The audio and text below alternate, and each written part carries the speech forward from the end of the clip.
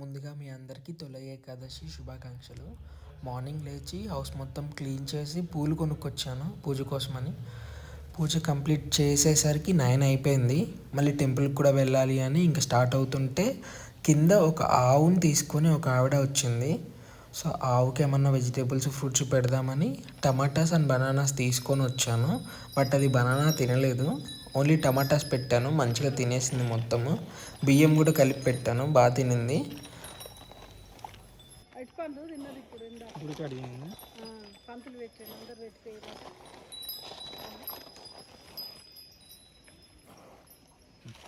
నా చేతితో పెట్టాను, చాలా మంచిగా తినింది మొత్తము. ఇంకా దండం పెట్టుకొని టెంపుల్కి స్టార్ట్ అయ్యాను.